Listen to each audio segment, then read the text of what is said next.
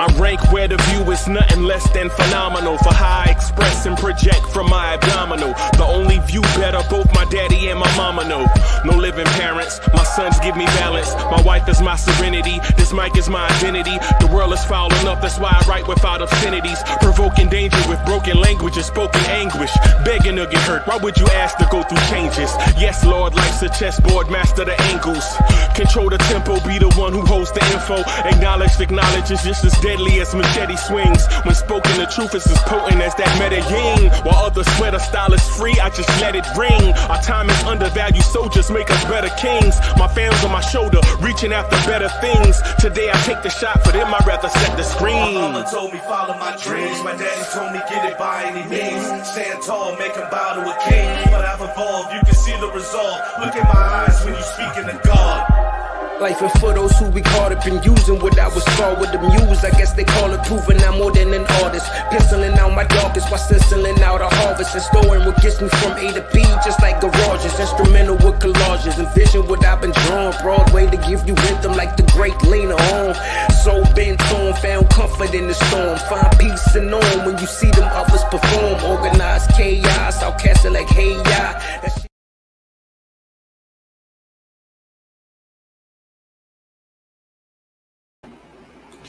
Yo, party people in the place to be. What's good? It's number one Chief Rock Knicks Universal main man, Uncle Freezy.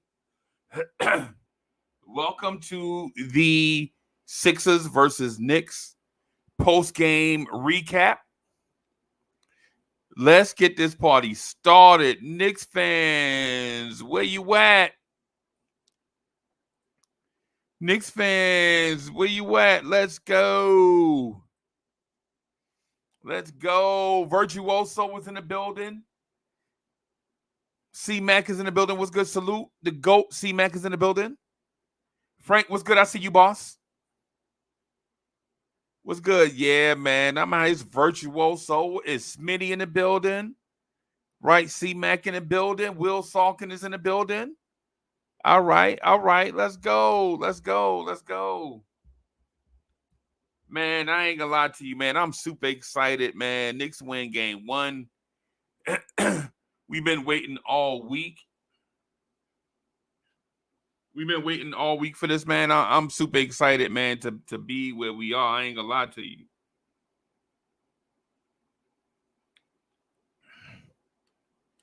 Hotline Bling is in the building. Ed Winning is in the building. What's good?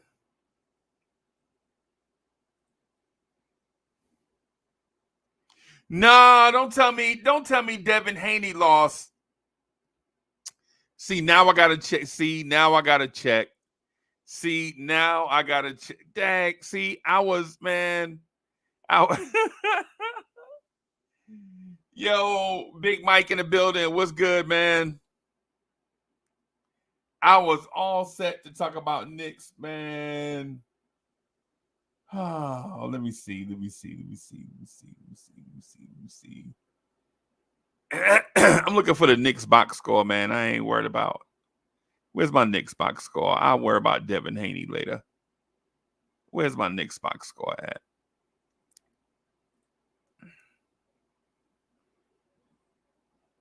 There we go. There we go. No, Big Mike. No, don't tell me that, man. I like Haney, bro. He lost to Ryan Garcia. Oh, God.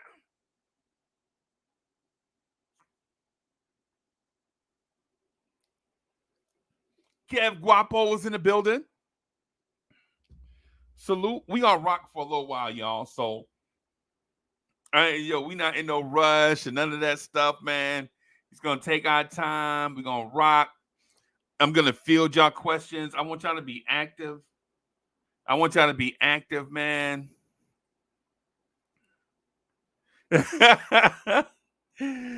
C-Mac said that left hook was hooking. Yeah, man. Dang, man. And I like Garcia, by the way. Garcia is one of my favorites, y'all. I ain't gonna lie to you. Garcia is one of my favorites. I'm trying to get on the Devin Haney train. Haney says and does all the right stuff. And so, I'm trying to get on the Haney train. I like Garcia. I like Garcia. I've liked Garcia for a while, right? He just like my type of fighter. But I was trying to get on to the group of up and comers, the Devin Haney, the Shakur Stevenson, the Boots Ennis. I'm trying to get into that group. Yeah, man. Yeah, man. Yeah, man. And Hotline Bling says, talk about Miles. Hey, we're gonna get to that, bro. We're gonna get to that. But my thing is I had a telephone call earlier with the president of the Miles McBride fan club, and I was hoping that he would come in and jump on and rock with us. So I was gonna save it. And so y'all already know who the president is of the Miles McBride fan club. You know what I'm saying? I talked to him on the phone for I talked to Wiz for 15 minutes on the phone. Just to see if he all right. Make sure he was straight after what he saw. And I told him I would come on at 1 so that he can, can come in and rock with us. Yeah, man. Yeah, man. Yeah. Yeah. So what is y'all's takeaway, chat, before we get to an individual player's performance? Tell me what y'all's takeaway was. Bronx Mel in the building. Salute. Tell me what y'all's takeaway was. I have a different takeaway than everybody else, I think. I ain't even gonna front. Man. I think I have a different takeaway than everybody else.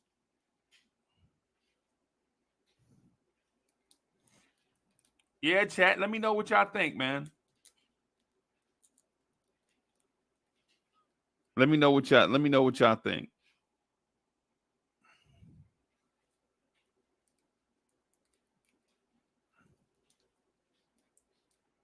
Oh, the chat got quiet. Okay. It's okay. Listen, I'm not gonna judge. I'm not gonna. Hey, listen. Like I've been telling y'all before, I'm not gonna be out here like, yo, I keep receipts. I don't do that dry snitching stuff, bro. If you think one thing one day based off of what you saw, and then you see something different tomorrow and you change your mind, I don't care. I don't care about that type of stuff. That stuff don't move me. I don't care about being the rightest person in the room, right? I care about the conversation. Y'all know me. I don't have to be right. And I hope y'all don't feel no pressure like everything y'all say is under a microscope. Nah, it ain't that. Knicks for Life is in the building. Salute to our brother Knicks for Life. That's our guy right there.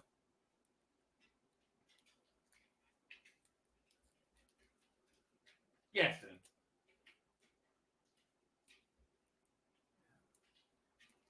I got my old dog, my older dog, the one that's kind of like a mix between a pug and everything else, had his leg cocked up. It's raining outside. He had his leg cocked up. I caught him just now. Man, if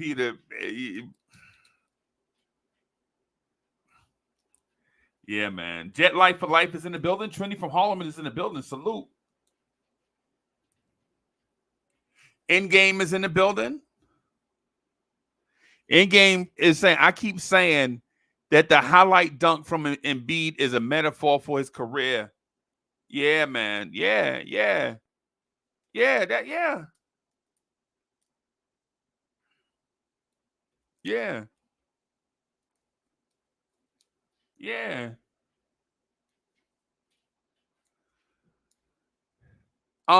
Since y'all just not getting yourself together, ain't no not many people putting stuff in the chat right quick. I'll tell you exactly what I thought about this game. I'll tell you exactly what I thought about this game.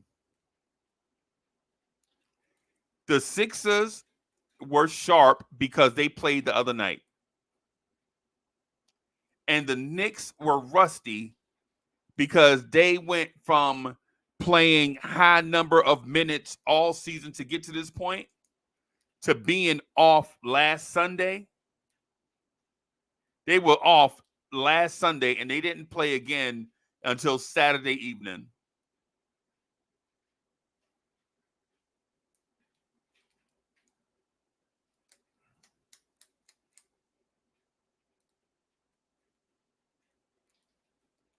That's my thing. Dripmore's in the building. Trini, what's happening?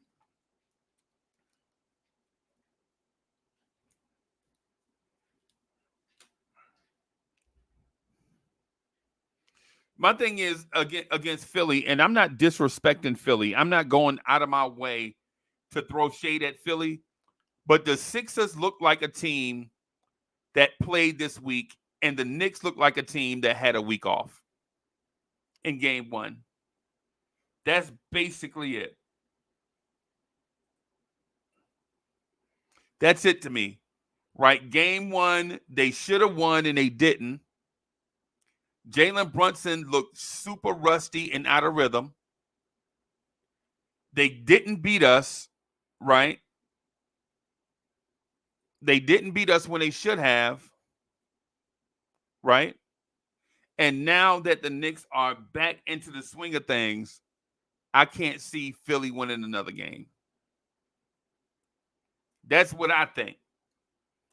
And I know what people are going to say. Nah, man, it was a gritty game, man. We pulled it out, And if you say that, I'm with you on that. But what I'm saying is the Sixers legit just played the other day, right? They already in playoff mode, right? The Knicks have been off since Sunday night, right? We've been off since Sunday night, practicing against each other, resting up, getting ready for this win. They should have beat us when Hartenstein had a bad game. DiVincenzo had a bad game. Jalen Brunson had a bad game. And they couldn't beat us with three guys. Three guys had bad games, and they couldn't beat us. And they got their unexpected, and Philadelphia got their unexpected random guy going off, and they still couldn't beat us.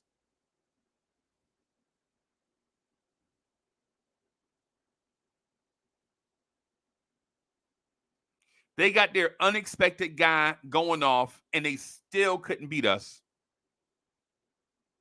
And I know people, I've been watching the national media. National media is like, man, Joel Embiid is so courageous. Nah, Joel Embiid wasn't putting up. Joel Embiid doesn't have an impact against the Knicks. When we put Mitchell Robinson on Joel Embiid, all he do is cry to the refs.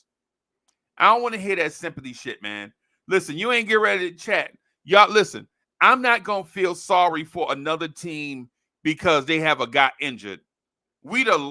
The Knicks are legit the last franchise that should be considering sympathy for players that are hurt and all of that stuff. Have the Knicks not gone through that? Mitchell Robinson and Joel Embiid probably missed about the same amount of time. OG Anunoby missed, God knows, 26 games. Julius Randle, our second best player, is not even available. I'm not giving the Sixers the sympathy vote because Joel Embiid is out there trying to do it. Nah, no.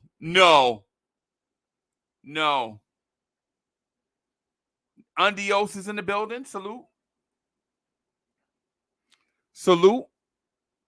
Reek in the building.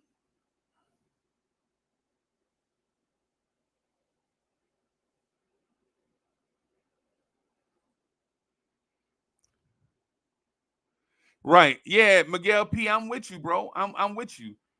Basically, what happened, in my opinion, is a sharp team played against a rusty team, could have taken advantage of it, but didn't. And now the Knicks received the opening salvo, and now we ready. Now we ready. If you're a Sixers fan tonight, what I'm going to say to you is you had your opportunity to catch a rusty Knicks team, to shock them in the Garden, right? To take game one and throw a haymaker, and you didn't. Now the Knicks are ready. And as Knicks fans, we know two things to be true, right? First one, Jalen Brunson is not going to have 2 9 for 27 games back to back. Right? We already know that. Jalen Brunson is not getting ready to have no 2 terrible shooting games back to back. We know this already. We know this. Right?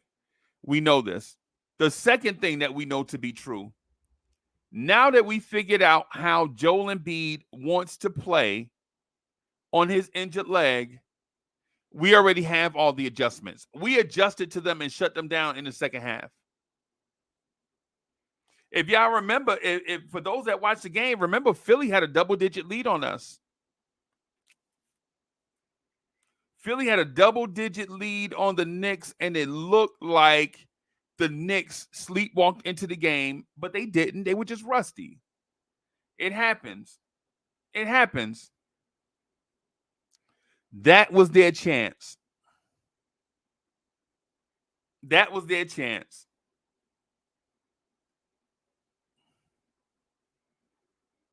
That was their chance, and you won't often see Brunson, DiVincenzo, and iHeart all have questionable games in the same game. You won't often see that. Right? So if you're a Sixers fan, I apologize. You had your shot and you blew it.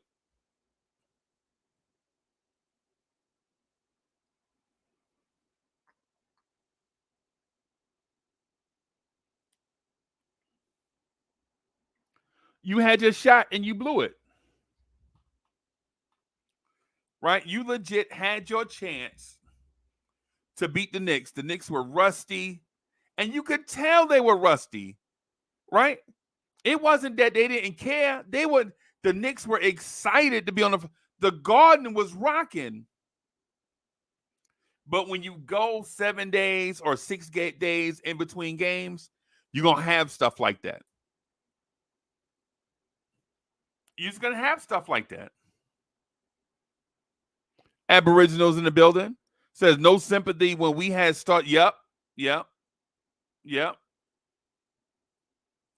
And Andio says, we just be a team in the playoffs with 2 of our starting 5 players having bad games. Impressive win to me. Yep, I'm with you. And Miguel P says, big up to Tibbs for making adjustments. Made me eat my hat tonight. Yep. When Hartenstein wasn't hooping, he just snatched him out, and Mitch played the rest of the way. And you know what Hartenstein did? Hartenstein was on the bench clapping and cheering for Mitch. From what I saw. Now, I saw that twice. I don't know if he did that all game. But when they cut to the bench, I saw Hartenstein up and clapping twice. Pastor Jay is in the building.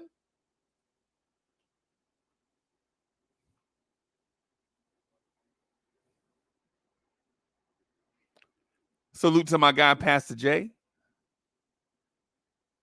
Pastor Jay, we got to link up at some point, man. It seemed like it's been like 2 years. I know it's only been like a year. But it seemed like 2.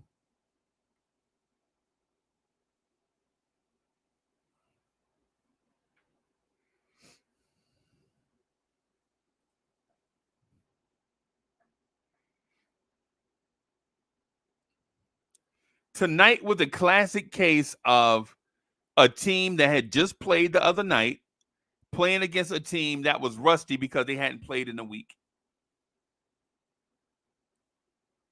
That's what it looked like to me. Jalen Brunson getting his shot blocked from behind. Are you serious? You hadn't seen that all year, but you saw it in this game 2 or 3 times. Sid Mears is in the building. Mr. Business is in the building. Salute to Sin Mears, man. That's our guy. That's our guy right there. The big boss man is in the building.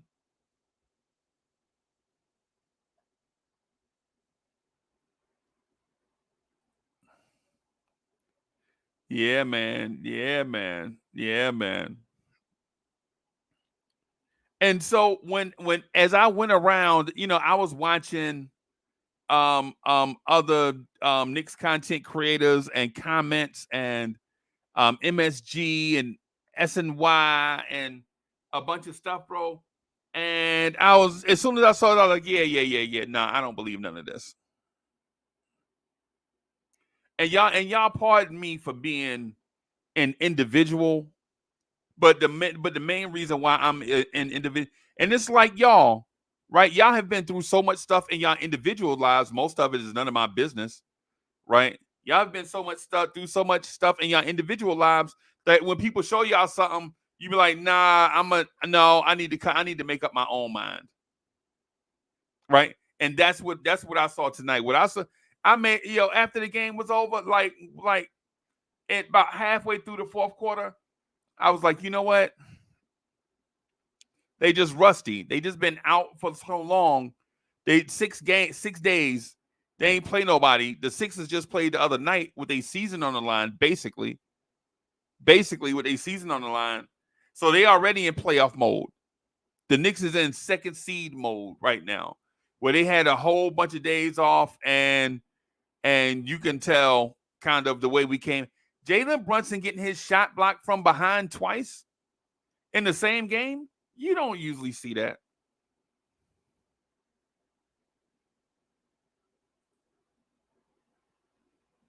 Yeah, man. That's my thought on it, right? Now, Tom Thibodeau, on the other hand, Tibbs, super prepared. Tom Thibodeau, on the other hand, super prepared. We should be singing Tibbs' praises, at least for this game, all night long. Because there'll be some people don't like Tibbs, right?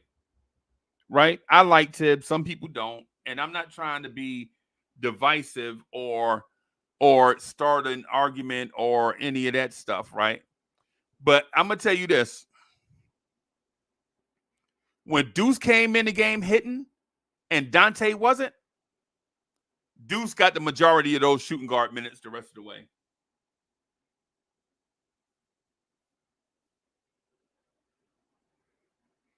You hear me? Y'all hear me? Yo, think about this. Dante wasn't hitting, right? Deuce came in, started hitting. You notice who got the majority of those shooting guard minutes the rest of the way?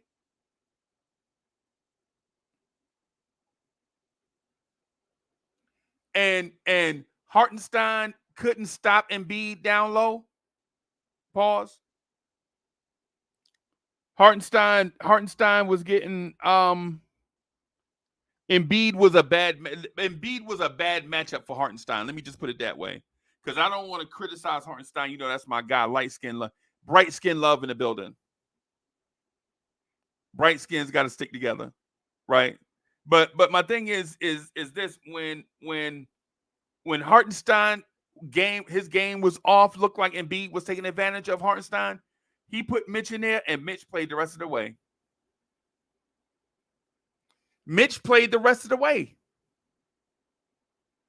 Right? We didn't think Mitch was going to play this many minutes, but you know what? Desperate times call for desperate measures.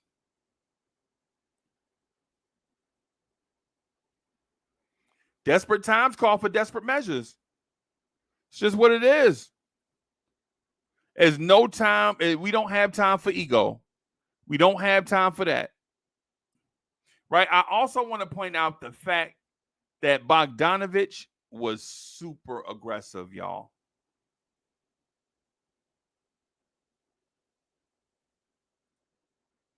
Bogdanovich was super aggressive.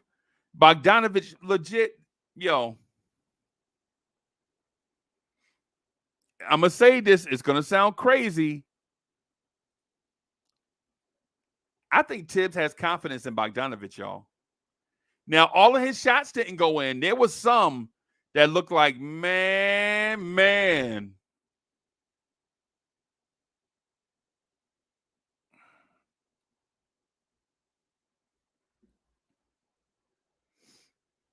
There was some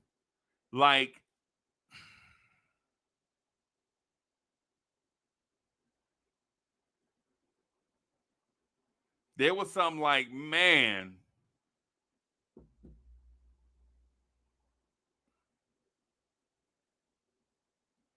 Some of those shots you took, as soon as you saw Bogey open, you was like, yeah, Bogey. And they didn't go in.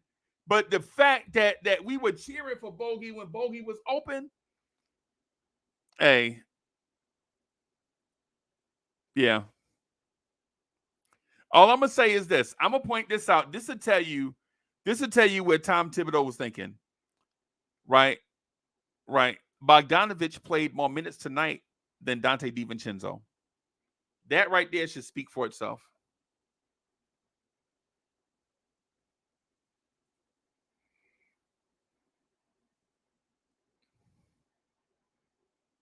The mere fact that Bogey played more minutes than Dante let you know off rip that Tom Thibodeau had confidence in him.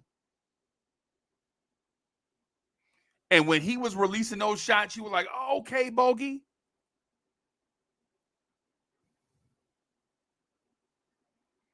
And the stat of the night to me, right? The stat of the night to me is rebounding, right? The Knicks legit tonight, the Knicks had 55 rebounds and the Sixers had 33 rebounds.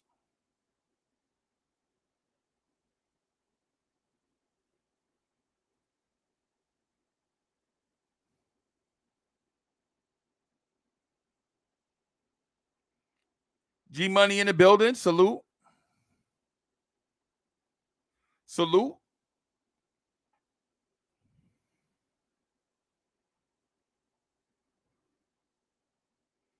The stat of the night is rebounds, right? And here's the thing. When Hartenstein was in, I didn't feel like we were impressing our rebounding advantage on the Sixers. But when Mitch came in the game, it seemed like he was getting, or they were getting every rebound. Right? And I'm not knocking Hartenstein, right? I'm not knocking Hartenstein. He's a pretty good player, man. Tonight or last night was probably just not his night against Embiid. And listen, Embiid is a monster, y'all. Embiid is a monster. Right? Embiid is a monster, man. But let me tell y'all something about Mitchell Robinson and the fact that Mitch played 30 minutes, grabbed 12 rebounds, had 4 blocks, was a plus 20 on the game. Right? Hartenstein played 18 minutes, looked a little passive to me, was a little passive. Hartenstein only had 2 defensive rebounds tonight.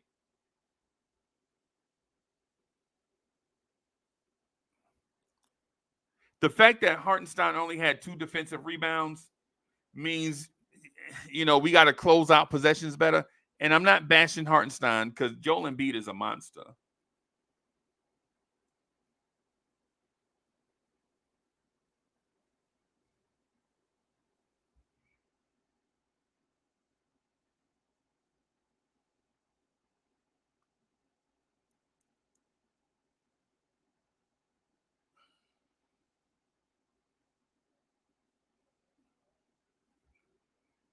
Joel Embiid is the reigning MVP for a reason. But I think somebody mentioned something about X Factor, and I want to point that out too. So Knicks for Life, Knicks for Life says Bogey might be the X Factor. So here's my thing with the X Factor, right? I think you may be right. I think you may be right about the X Factor thing.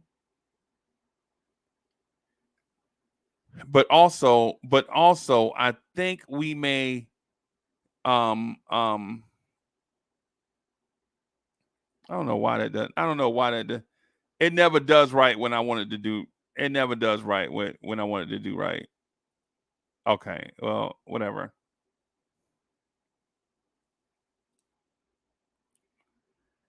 I think the X factor may not be Bogey, and it may not even be Deuce. The X factor may not even be Mitch.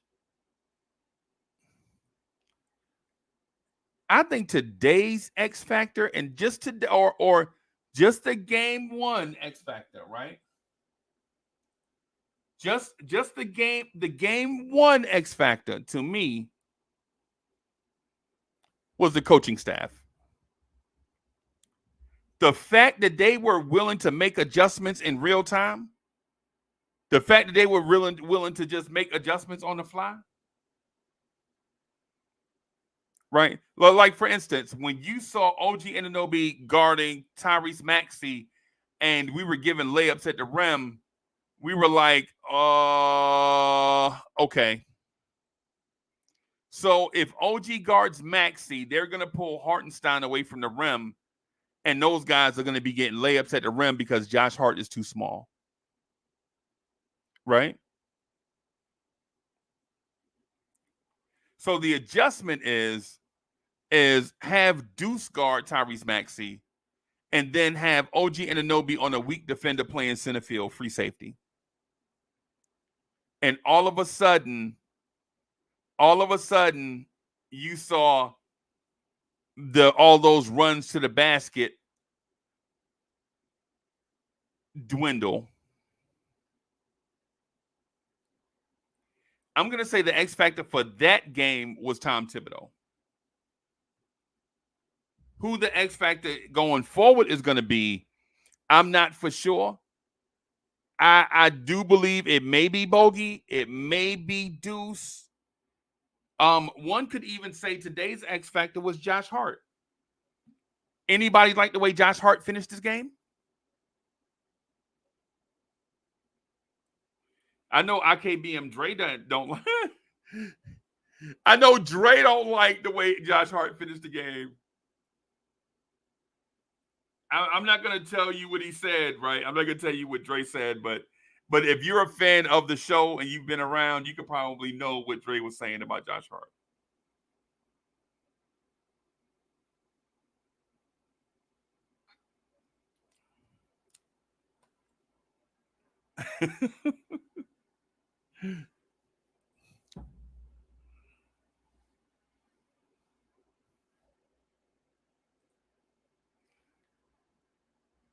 Reek says, yeah, man, Josh Hart came through in the clutch, and yes, he did.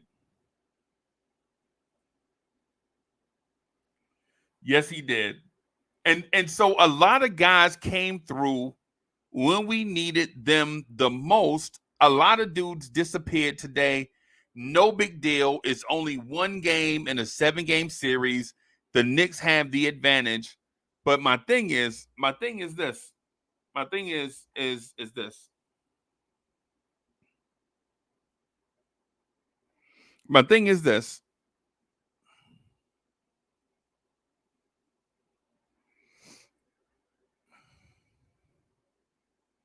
I think we can depend on Josh Hart. I think we can depend on Bogey. Deuce McBride looks more confident than ever. Deuce McBride looks more confident than ever, y'all.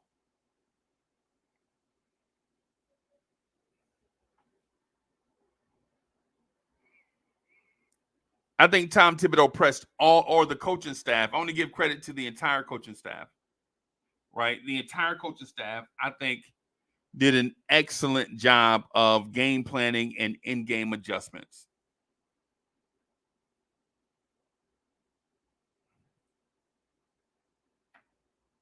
And Trini says, hey, Deuce was a beast today. You are absolutely right, my friend. You are absolutely right.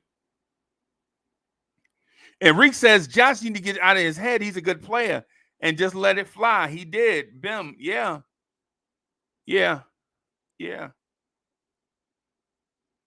Philly was clearly game planning to leave him open. Clearly game planning to leave him open.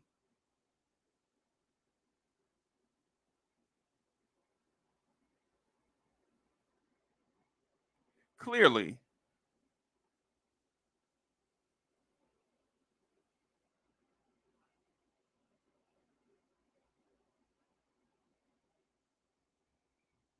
But that's all right.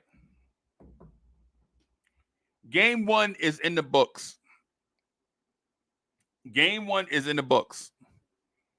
Right? And basically what that means is to everybody, basically what that means is Philly has to win the next 4 out of 6. Can the Philadelphia 76ers beat the Knicks 4 out of the next 6 games? Get your tickets ready for Indiana, everybody. I saw, y'all know I generally bounce around a little bit, you know, checking out other people's channels and all that stuff.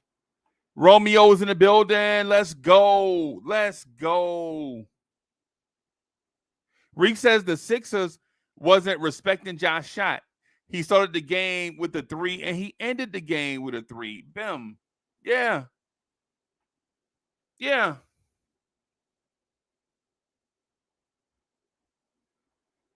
Yeah.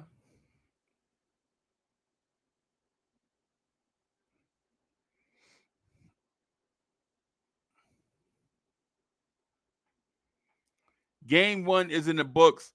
Philadelphia, a sharp Philadelphia 76ers team caught a rusty New York Knicks team that had been off for several days.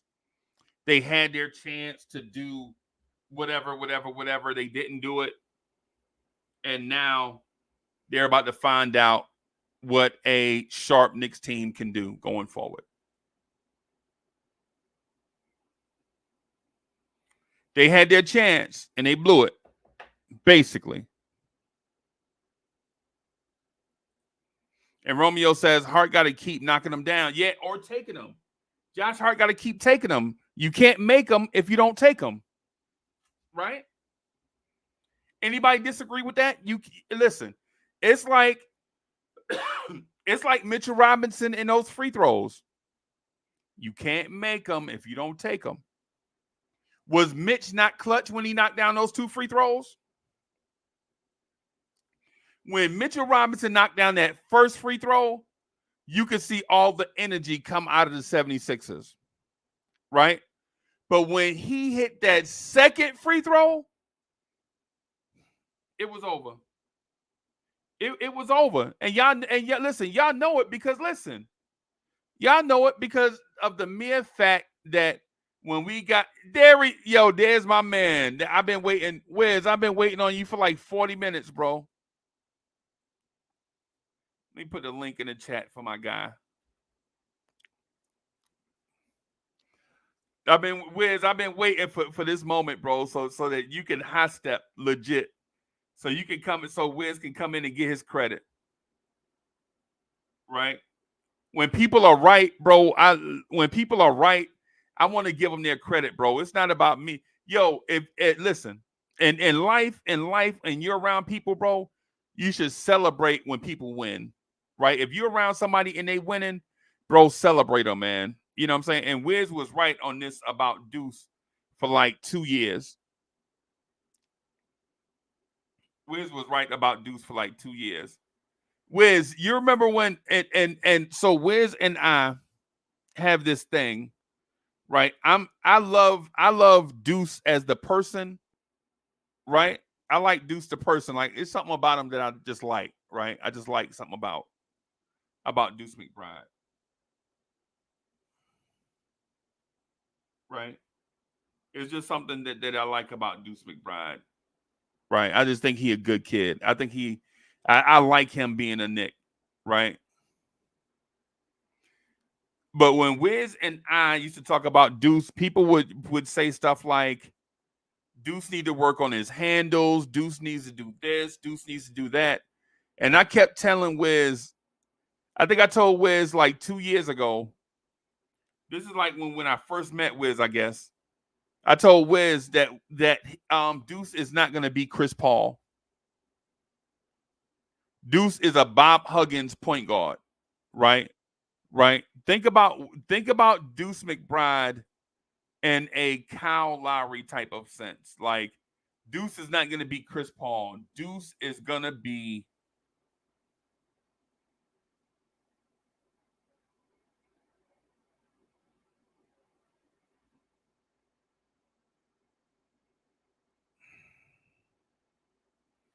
Kyle Lowry.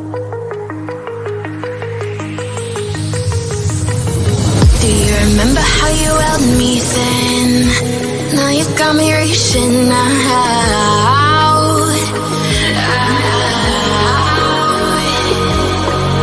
And do you see you got me falling in more times than I can get out?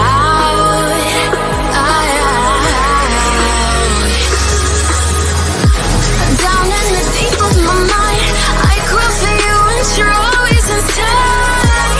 Down in the deep of my mind, how long do I got to keep you, to keep you? Down in the deep of my mind, I crawl for you and you're always inside. Down in the deep of my mind, trying so hard not to keep you, to keep you. Yo. Brooklyn. Sorry. Hello, General. El Presidente. Oh, man.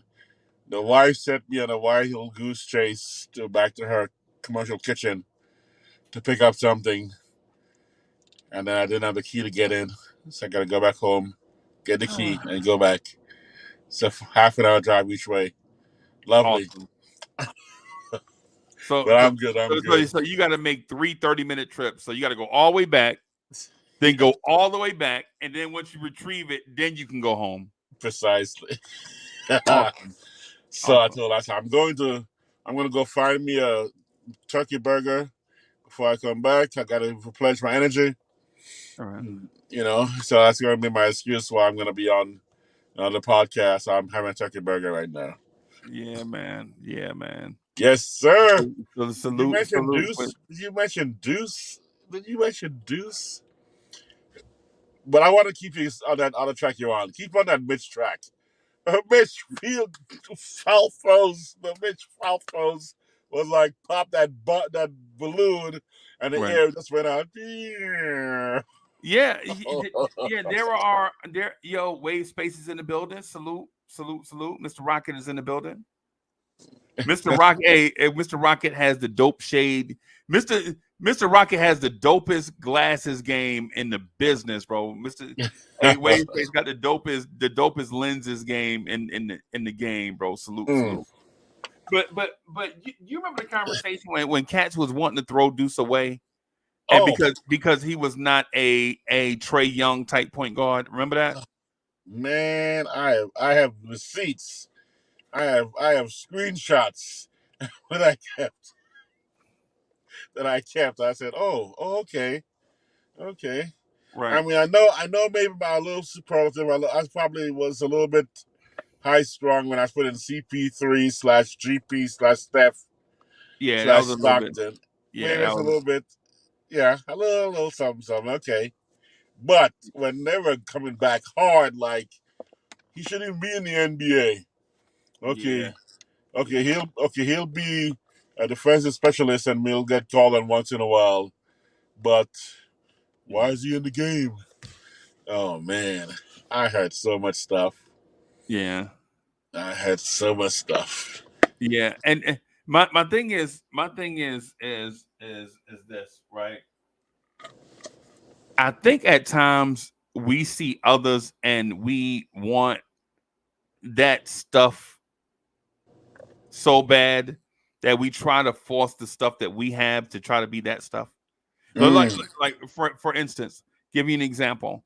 We'll have Quentin Grimes, and instead of letting Grimes develop into Quentin Grimes, we'll try to force him to be Klay Thompson. Yes. Right. And the thing about Deuce McBride, is I watch college basketball, bro, right? And I know point guards. There are about 30 different type of point guards that you can get. All of them are not gonna be SGA 6'6" physical, right? Or Luka 6'7" super physical, or Jalen Brunson 6'2" super shifty, and all of that, right?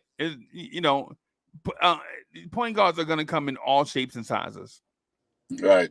And what Deuce is for us, I'm gonna say this, and I know people are not gonna like it, but I think we have to embrace it.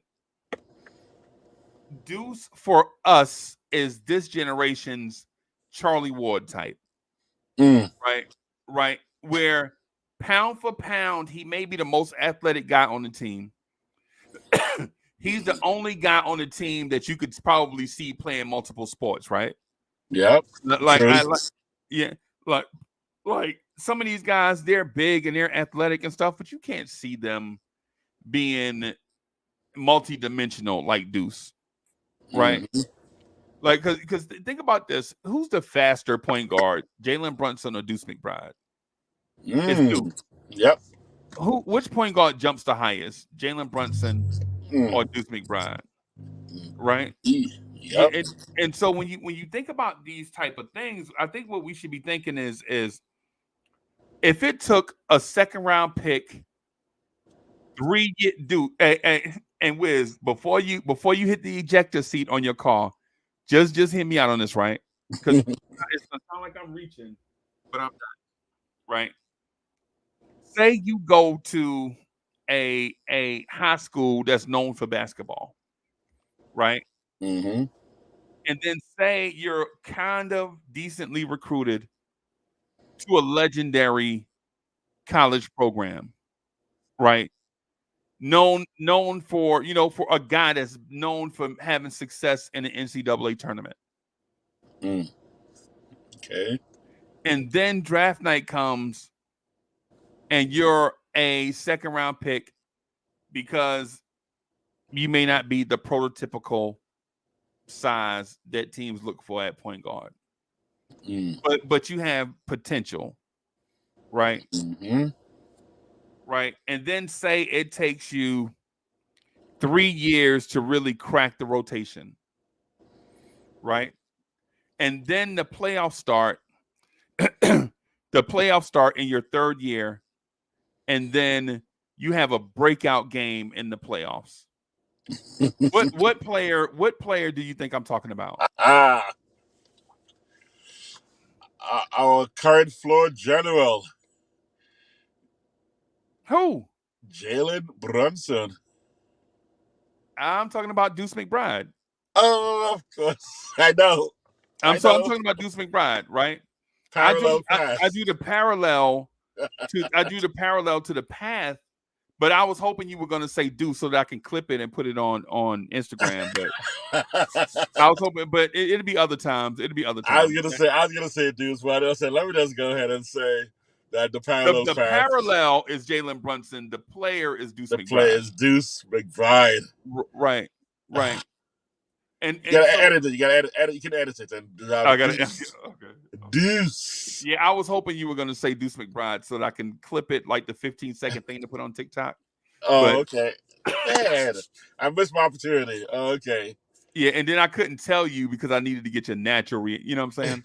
So, but my thing is, my thing is with Deuce McBride and the way that he is being developed and the way that he shows up and appears now, I think his teammates now expect him to do certain things as opposed to being surprised that he did certain things. You know what I'm saying?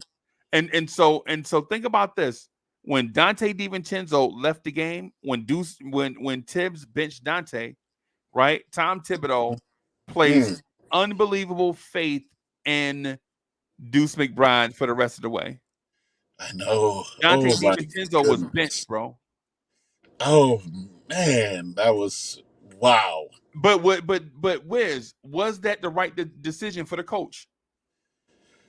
It was the right decision. It was the right decision. It was the Yeah. right decision. That's how I'm giving. That's why this is the first step towards Tibbs justifying for me the extension, because I was waiting for the playoffs for him to react under pressure, because this was a pressure game. We were down to the Sixers at home. Home could advantage at stake. And this is where Tibbs knew I have to pull this out. Yep. Because losing that first game at the Garden and giving them home court advantage. Yep. And you basically getting kind of blown out a little bit at the start. Yeah. Yeah. What? It is all on the Knicks line right now for Tibbs to go extension or retirement. Because that's what I think was on his mind.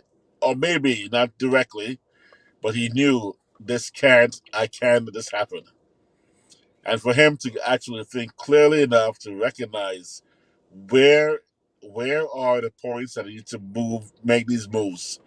What moves am I going to be making? These chess moves he's about to make were critical moves.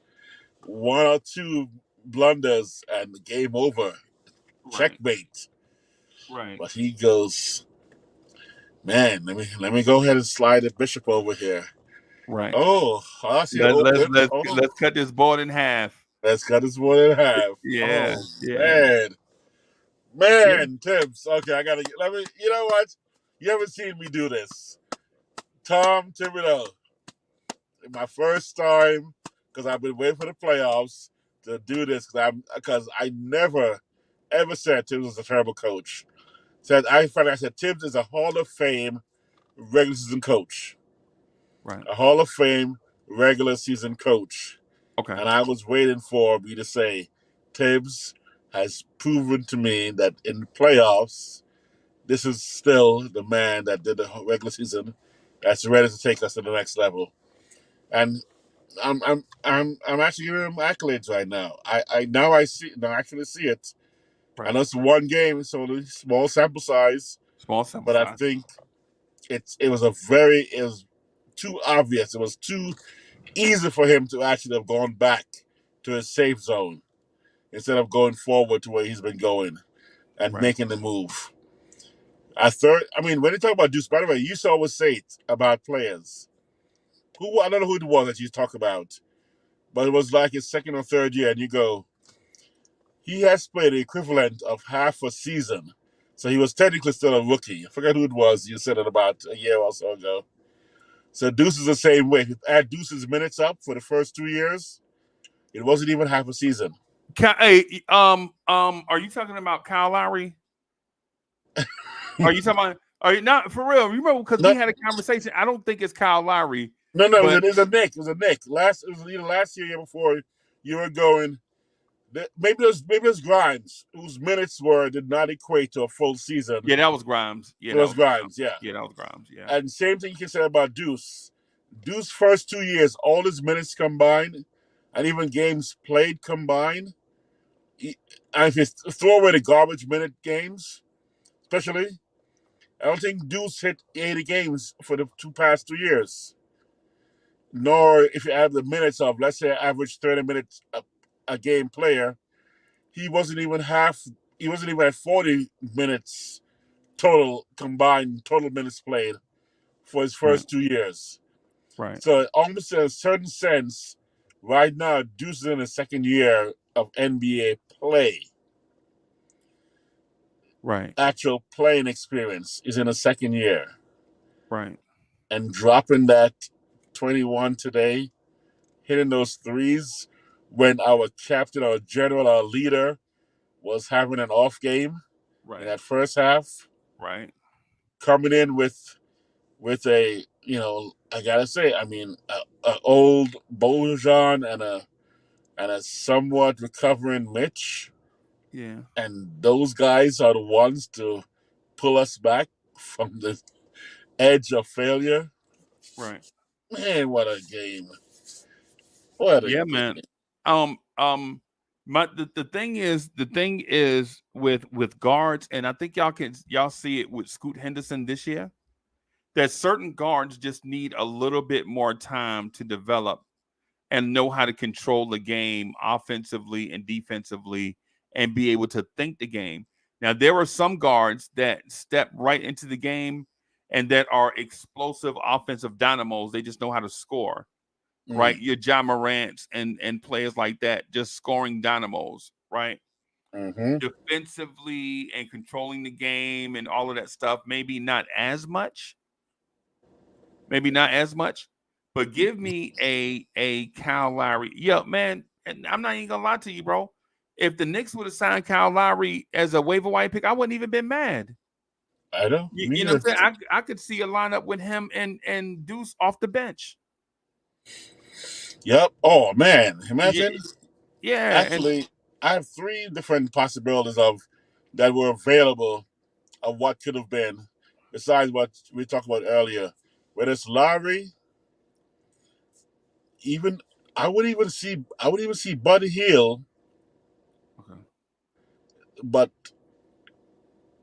I don't want to go DeJounte and stuff because that maybe the deal couldn't get done, or the DeMar DeRozan, maybe the deal couldn't get done for some reason that we don't know about. Right. But man, I was thinking my dream was having that kid from Houston, man, having that young pup from Houston, Jalen Green.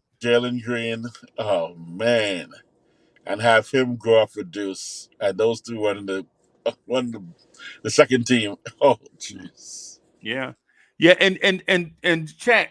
I'm not daydreaming for another team's players, right? I'm not daydreaming for another team's players, right? That's not what I'm doing. But what I am saying though is of all the stuff that we've been through, I think Deuce McBride has proven he belongs here. Boom. Would you agree? Bim. Yeah. Coach is in the chat talking about Monster Mitch. Yes, sir, Miguel. Yeah, we talked about Mitch before you got here though. Yeah.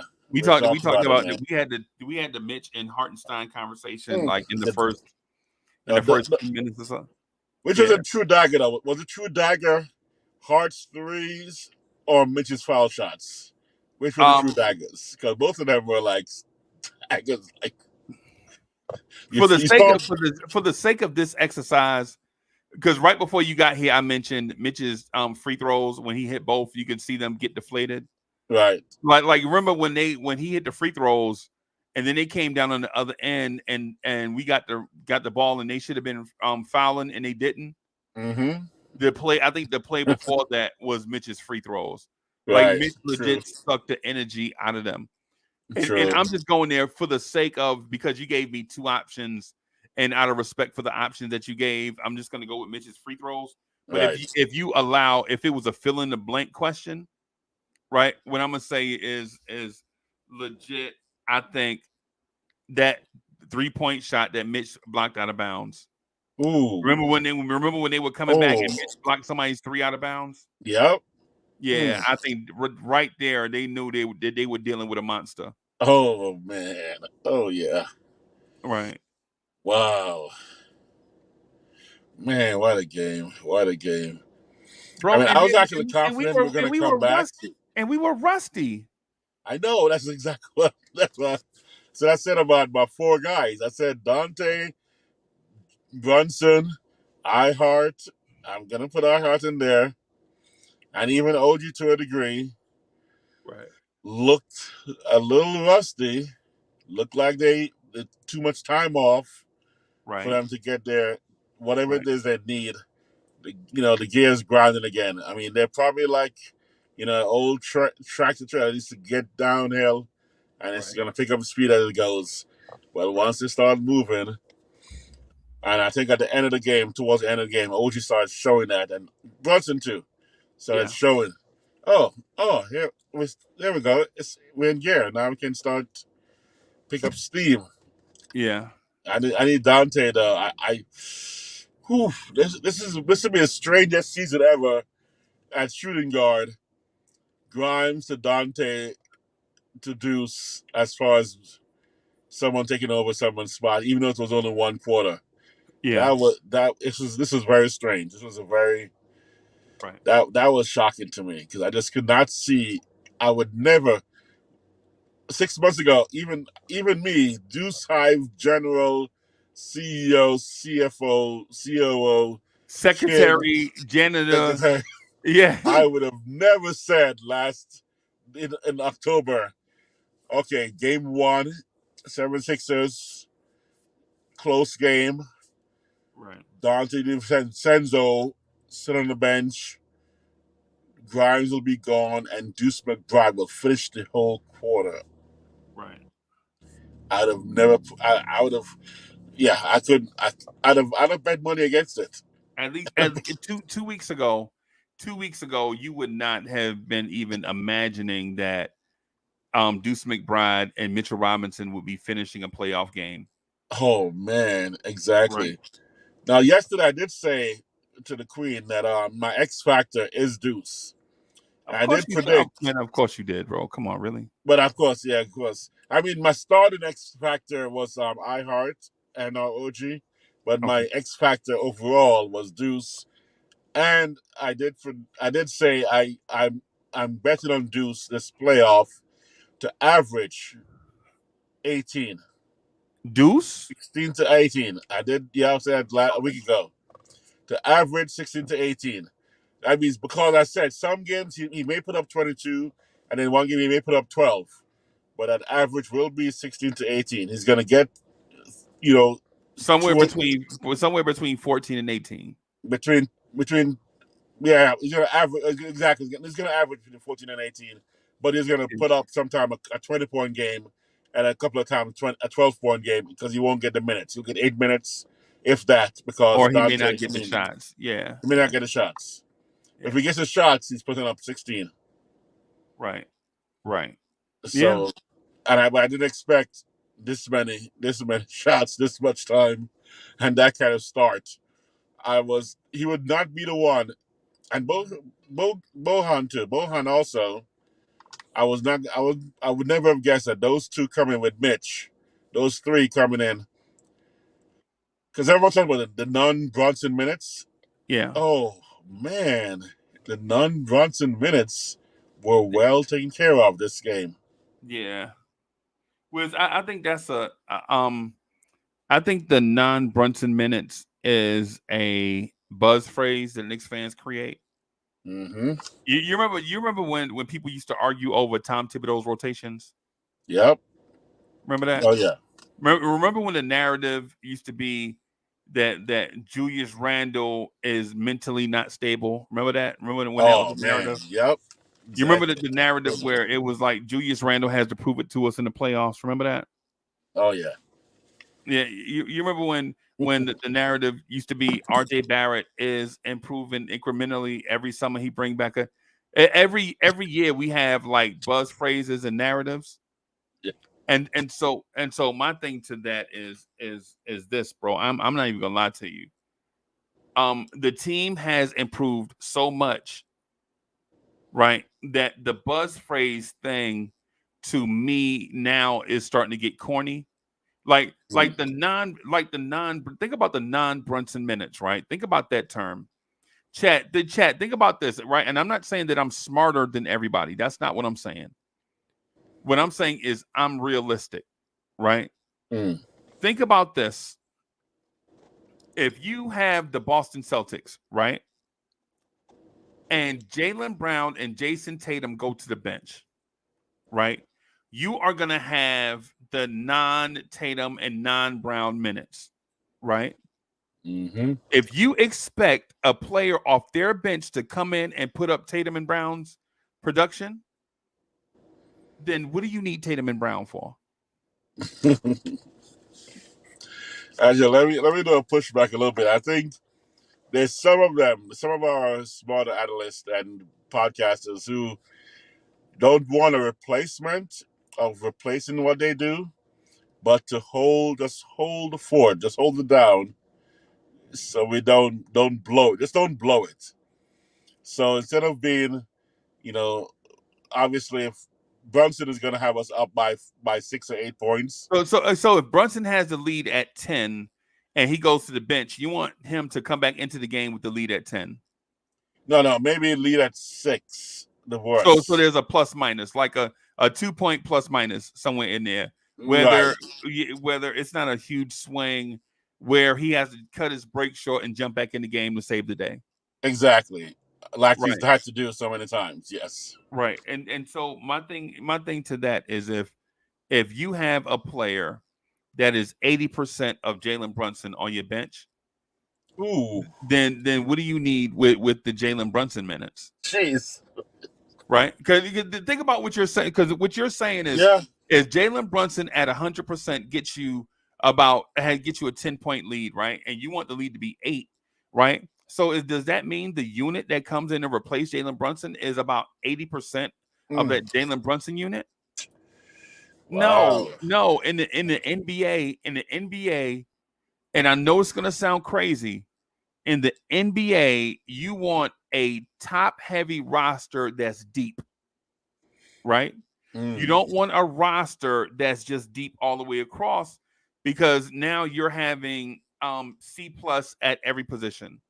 Now, when a crunch time comes and you need an A+ player, you just got a C+ player, right? We already went through that for years, where guys were like the C+ guy. We don't need that, bro.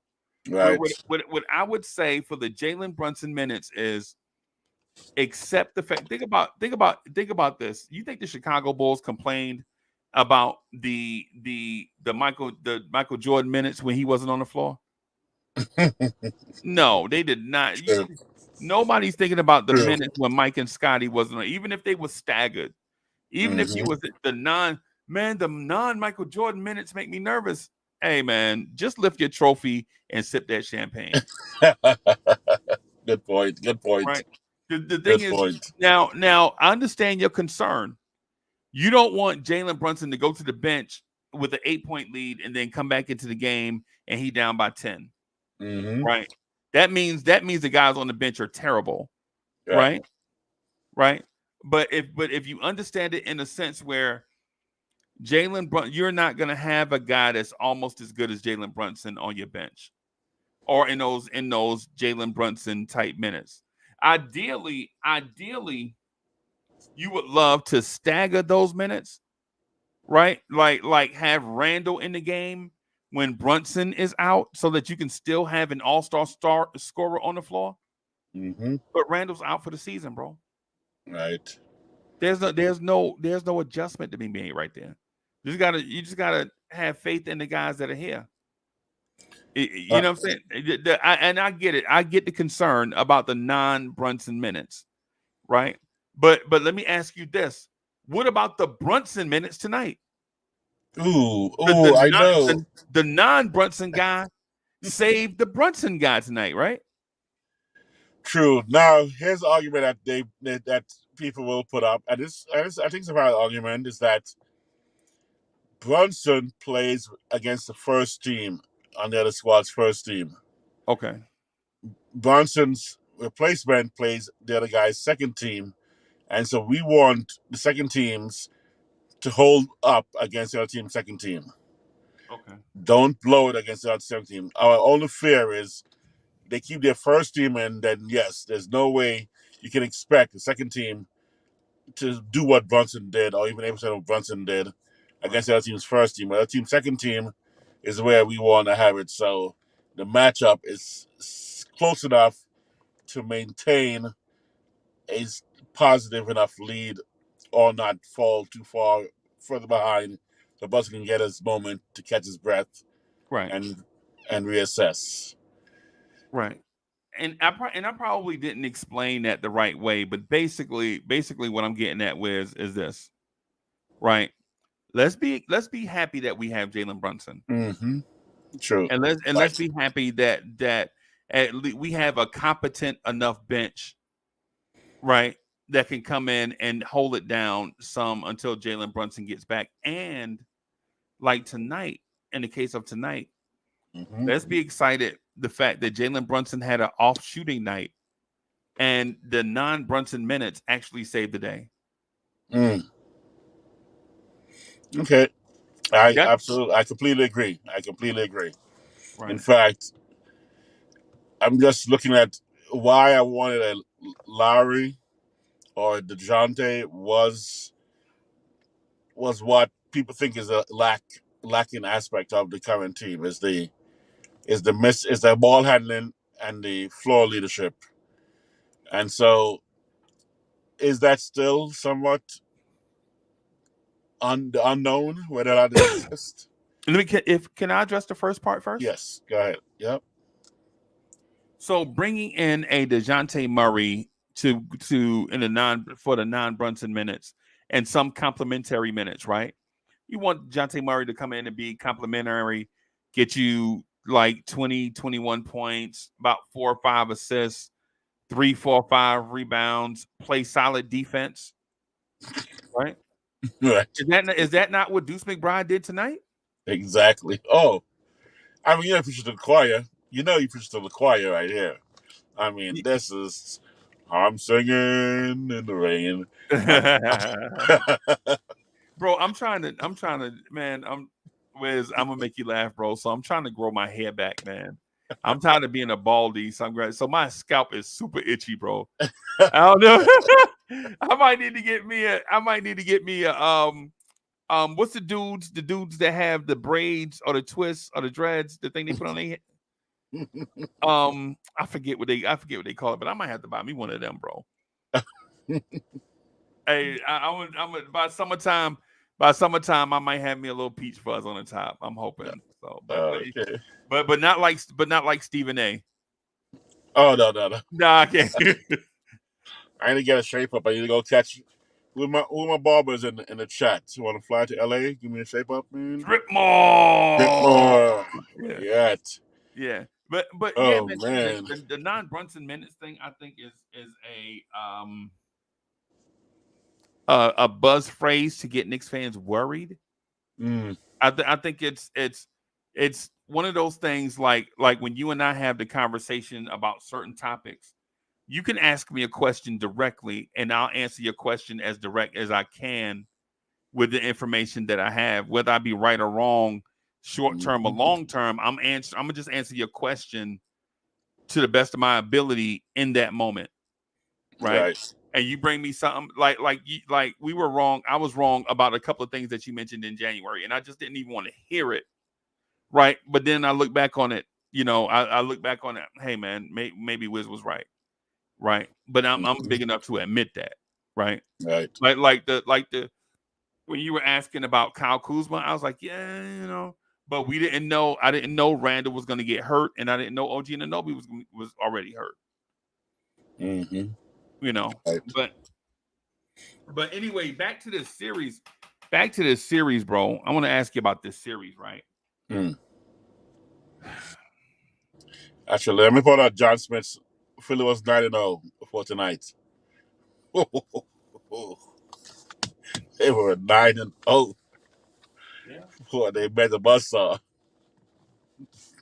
Yeah. Hey, so Right. David G says, man, the Yankees run New York. I got you, bro. I promise. Oh snap! As soon as the Yankees win a World Series, bro, I'll consider. Oh man, thank you, David. Matter of fact, Yankees. as soon as the Giants and the Yankees win a championship in the same year, I'll consider it. Okay. So, but yeah. So my thing is I want to ask a fan this question: is what we saw tonight repeatable?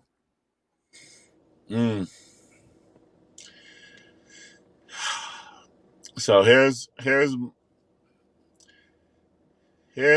I mean, again, I'm trying to stay from being a true homer. I think what we saw tonight was actually we underperformed what we're capable of doing. Okay. And I think Philadelphia performed at their level.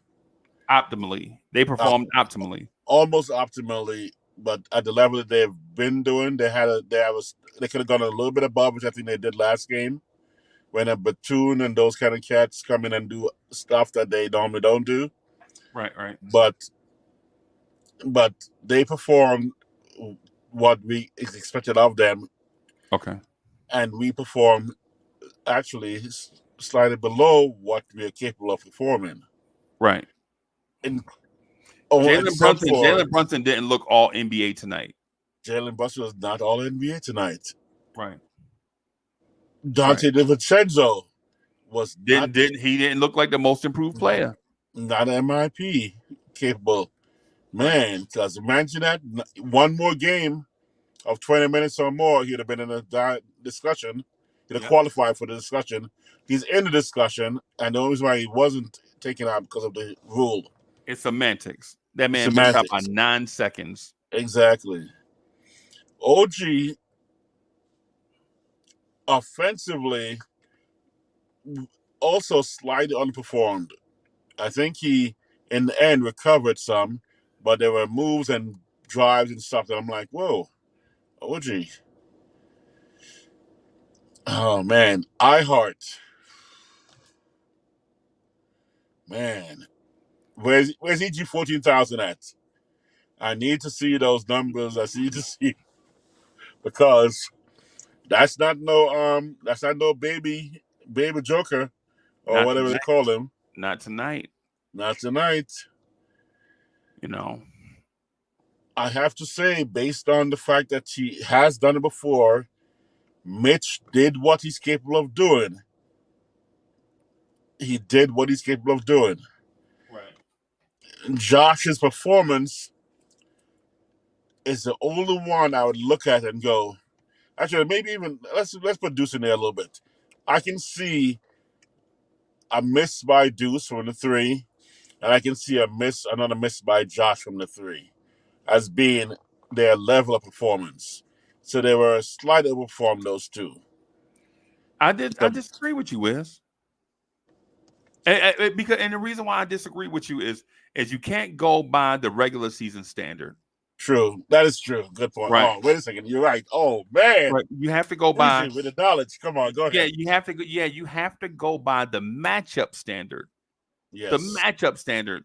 This Philly team is not an elite defense. True that. This Philly team is not oozing with athleticism across the board. As a matter of fact, one would say this Philadelphia team is old. Right? And so if you go in it with the mindset that Embiid is injured and is turning 30, right? Kyle Lowry is 38. Oubre is up there. Buddy Hield is 29, turning 30. But plays a little older. Tobias Harris is older. Yep. Nicholas Batum is older. Exactly. Right? So if you look at what they offer, you expect Deuce to take advantage of this. You expect Josh Hart to take advantage of this, right? It's just like to the point that I made earlier. We're no longer surprised at what Deuce can do. We expect Deuce to do this. Man. That's my opinion. Now, I'm not trying to force my take on you. What I'm doing is adding what I think to the conversation. Wow. All right, well, let me ask you this. Let me ask you an honest question. Are you in that place where you're surprised at what Deuce does? Or you expect Deuce to perform at a certain standard? You see, I'm biased, but I did expect this. I do expect, believe it or not, I expect Deuce to hit 5 out of 9 3-pointers. If he does less than that, I'm like, what's wrong? Do you expect him to knock down open shots, though? Absolutely. That's actually a better question. You're right. I expect Deuce to hit his open shots. Do you expect Deuce to? Do you expect Deuce to thrive in the basic fundamental plays? If there's a shot, if he's got an open shot, there's a likelihood he'll make it. he won't turn the ball over making bad plays? Do you expect his defense and his effort on defense to be at a certain level? You just said a word that I never even hear. I don't think I ever hear in the same context of Deuce McBride. The word is turnover. What is that? Sorry, could you translate that for me? Espanol, parlez-vous français, speaking Dutch? Did you say turnover and Deuce in the same sentence? Those Right. those two can't coexist. It's Right. matter antimatter. That doesn't exist together in the same world. Deuce Right. averages 0.4 turnovers a game. Right. When he gets one, I'm like, oh, what happened, Deuce? Right. What happened? Did someone, he had some kind of twinge or some kind of twitch, A glitch in the system. a glitch in the system. Exactly. Yeah. But, Yeah. oh, man. And tonight at point guard or guard, right? Combo guard. Let's say combo guard. Tonight in 28 minutes, he turned the ball over 0 times. I didn't even check tonight. I just knew that I expect 0 from Deuce in turnovers. So therefore, fundamentally, he plays the game the right way and does not do anything that will create or jeopardize a team. And when the open shot is there, I expect it to be hit. Right. When there's a pass available, clear-cut path for a pass, he sees it and makes the move. Right. And don't talk about defense because we know the answer to that. And I'm talking about at guard, next year, he could be the guard defensive player of the year at guard. I can't give him for this If he gets enough minutes. if he gets enough minutes The as NBA a will guard. probably say he was short by the NBA say he was short by 7 seconds. You know how the NBA is with the Knicks. Right. So, which means that all defensive. Oh man, can you imagine having 3 players on your team in that category next year? Yeah. It's so easy. I know. Maybe. I mean, wow. Yeah. Wow. So you know what? Oh man, did you say sweep? I called it. I said I've been saying the whole time the Knicks in 3.5. I know. I know. I've And been saying it the whole time. I doubted you because I wanted only because of this. I was influenced by the fact I wanted to give the league reigning MVP opportunity to not let it happen at his house. Right. That's the reason why I'm not saying that. And I'm asking you, what has Nick Nurse done without Kawhi Leonard? Oh, jeez. Chad, what has Nick Nurse done without Kawhi Leonard? Oh, man. Wow. Think about the roster Nick Nurse had in Toronto, right? 3, maybe 4 highly sought out players on that roster he had, right? We know one was highly sought after because we traded for one. We know the other was highly sought after because he was a prize free agent to the Houston Rockets. And we know the other was a highly sought after guy because a playoff team traded away assets to get him for their playoff run. And yet Nick Nurse didn't turn that team into a perennial Eastern Conference finalist. In a conference that was down, and in a conference where Orlando was down, Indiana was down, Cleveland was down, the Knicks were down, the Wizards were down, Charlotte was down. And so I respect Nick Nurse, but I'm not going to sit on a Knicks platform in front of all these Knicks fans and tout Nick Nurse as the second coming of anything. Right? What I'm gonna do on a Knicks platform in front of all my Knicks brethren and sistren is finally give the Knicks credit for something. And I know it's tough. It's tough for a lot of us as Knicks fans to finally give the Knicks credit for something. But I'm gonna just say this, Wiz. I ain't gonna talk your ear off. Right? The Knicks are the number 2 seed in the East.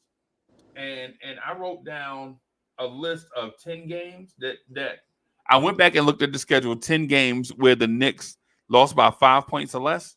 In about 7 of those games, I think it was some hibbity-jibbity going on with the refereeing. Right? Remember the San Antonio game in overtime? Oh, definitely. Yeah, man. You remember that Phoenix Suns game where you couldn't touch what's the thick guard they have off the bench? Eric Gordon. Remember we couldn't touch Eric Gordon? And then in that same game, Devin Booker hit the game winner over RJ Barrett. Remember that 3 he hit over RJ Barrett and Julius Randle? Yep. And you remember that Milwaukee game when Milwaukee was red hot and Dame Lillard came down and hit that 3 in RJ Barrett face. Julius Randle was coming over for the double team and he hit that 3 and the game was over. If any of those shots are off from the left or the right or whatever, this Knicks team probably wins like 53, 54 games. I'm not giving them all 10 games. Of course, that's ridiculous and unreasonable, right? But in those 10 games that were close, a possession or two either way, I'm legit thinking the Knicks could have been a 53, 54 win team, and that's with the injuries. How many of those 10 games was OG in? I don't know. I didn't do the math. I didn't do the math that far, but I can. I could probably say, remember it's 10 losses, right? I would venture a guess that maybe 1. I'm gonna say 1. Which I'm gonna say 1. It's basically the games that we talking about, like shots over RJ, would be shots over OG. Yeah. Which ain't gonna happen. Yeah, and I'm sorry. No, go ahead. No, go ahead, bro. That's it.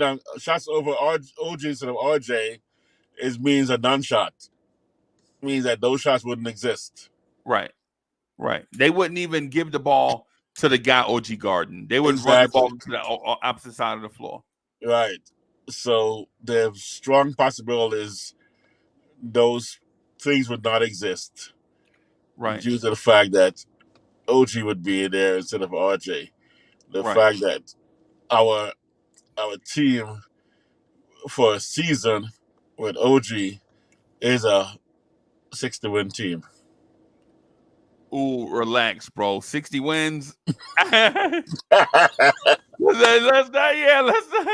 I'm talking about replacing OG for RJ at the beginning of the season. From the beginning of the season. And Precious. And Malachi Flynn. Okay, all right. Okay, I'll go with you on that. But the reason why I said it though is for context. The reason why there was context to the conversation. The reason why I said it is let's not think that we're lucky to be here against Philadelphia. Facts. Right. We are not lucky. We're not fortunate to be here. This is a really, really, really good team. They had really good coaching. A lot of things, went right for a lot of teams this year. A lot of things went wrong for some teams. But throughout the storm, the Knicks are a 50-win team, second seed in the East, with a lot of things going wrong, bro. The Randall injury was not the main injury. The OG injury was not the major. The Mitch injury was not the major injury. Before these things even occurred, RJ Barrett got injured after he looked like he was turning the corner. Quentin Grimes against Utah. You remember Quentin Grimes looked like he dislocated his knee against Utah? Remember Colin Sexton sauced him up in the lane? and it looked like Grimes dislocated his knee. Remember Grimes in the Atlanta game where he got slapped on the wrist and we thought his arm was broken? Yep. There were a lot of things. Remember, Hartenstein played most of the season with that sore Achilles. So there are a lot of things that go into where we are and not only why we got here, but how we got here. Exactly. So so I'm not getting ready to do a parade for Philly just because Philly has Joel Embiid. I'm sorry. Today, 2 teams today let themselves know and let people who doubt them know they belong. Right. Minnesota and the Knicks. Minnesota, mostly Anthony Edwards and the Knicks, both came out today and said to people, we deserve our rank Right. and we belong in this playoff. Yeah. Because today's both games were easily, had they had any doubt, could have been losses for both teams. Yeah. But both of them said someone stepped up, or some two stepped up, or in this case, some three stepped up and Right. said, we're not going to lose today. Right. And that was Josh, Mitch, and Deuce. And some bogey. And some bogey. And then in the end, of course, our floor general came back and still said, hey, remember me? I'm still here. Yeah. I like a slow start, but I'm stirring right now. I'm about to have my coffee. I'm about to wake up. And when that monster wakes up, yeah, because every shot that Brunson took today, almost every shot was makeable shots by him normally. Right. But he was just rough, bro. Exactly. So I easily could have given Brunson 6 or 7 more shots. Made baskets. Not shots, but made baskets with the shots he took. Which meant averaging even 2 of those means that 12 to 14 or potentially, 18 more points easily. So today was a good day. Man, today was a good day. Yeah, man. Oh, man. I mean, again, I started this playoff, and I've been telling even you, I think from the start of the season, I said, the season I feel cautiously optimistic. Right. With a little tinge of anxiety. Yeah. The anxiety level has almost dissipated completely. The cautiousness of the optimism has also dissipated. That optimism of that ECF and beyond is building. So I won't jump off. I won't be leaping out that window right now, wherever Ron is. Still Knicks fan Ron. Right. My dad's moves. But I'm going to let him know that, that right now, I'm trying to see who can actually stop this team. When this team is hitting in all cylinders. Us. Yeah. Exactly. Us. And that's it. And I don't anticipate any of the ones who didn't quite show up today. Not one of them are players who I see not showing up in the future. Right. All of them have what it takes to show up in the playoffs in the future. Right. Right. No doubt. No doubt. So we're in a great place. We're in an excellent place. Yeah. Man. Yeah. Just really quick, you got any, because I'm gonna wrap up here because we're gonna have the 718 boys coming up. At 10 o'clock. At 10 o'clock, and then old school Knicks. It's gonna be crazy. Well, it's not even midnight yet. It's not even midnight yet. What's wrong with you? Yeah, I know, man. I normally don't rock on Saturdays. That's right. Especially, that's true. Because if I do, man, y'all will have me on the internet 7 days a week, bro.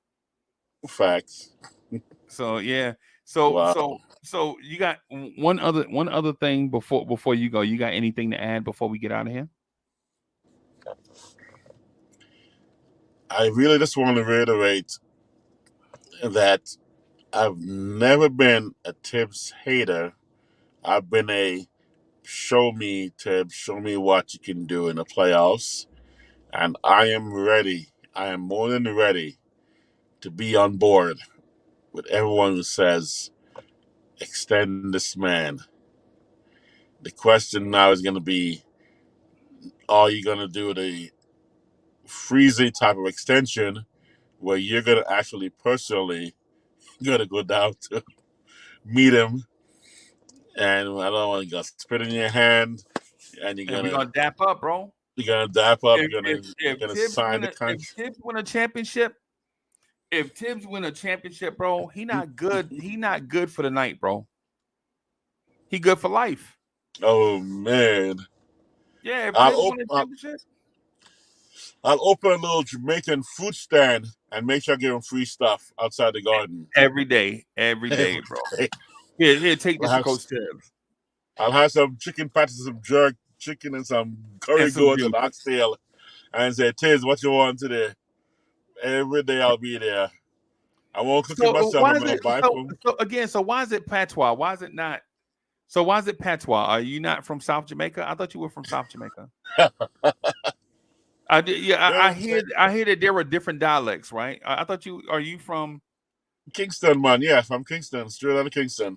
Kingston? What kind Okay, of thing that? so Kingston. there's patois. Okay, Yeah, all right. man. Yeah, man. I don't know, bro. Soon come. I'm Nigerian. Exactly. So Because, my favorite thing is two things. One is, you know, when Deuce hit the trees, Deuce is hitting trees. And I don't mean the trees, the bamboo, the trees I'm talking about the trees. right, We don't say three, we say tree. They're three right, trees, and yeah, and we did give them some food. And you know what yeah, food is? Food is yam and potato. We don't chickens have food enough. You either have rice and peas or you have food. And the right. food is the starches. You're right. So somehow Hussein Bolt ate a lot of yam to make him fast. I think Deuce been eating a lot of yam. I Right. think that's what been feeding him. And you probably had a girl. You probably had a girl fix his plate. Let me guess. She's Jamaican, so her name is probably Rebecca or Jessica. Them girl, them sugar. Yeah, Rebecca, probably her name, right? Rebecca. What was it? What was Jessica. the girl's name back in the day? Pat.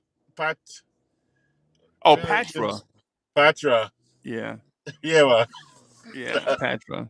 I got a story. about her, but I ain't gonna. Now is not the time. But anyway, thank you everybody for coming through, rocking with us. I'm glad Wiz got the opportunity to come in and do his thing, man, for Deuce.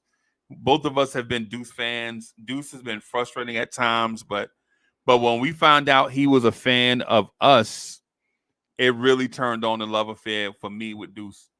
Because everybody's not a fan of Lawrence Tears, everybody's not a fan of Uncle Freezy and whatever. But the fact that, you know what I'm saying, we heard through a little birdie that Deuce said something about us. It just made me think like I'm a real fan of Deuce for sure. Wiz, you got anything else before we get out of here? Deuce said peace. I mean, Wiz said peace. So on that note, I'm gonna get out of here too, y'all. 718 boys coming your way in about 7 hours and some change. Old school Knicks coming your way in about 8 hours and some change. Yeah, that's it, man. Salute everybody. Peace. Peace.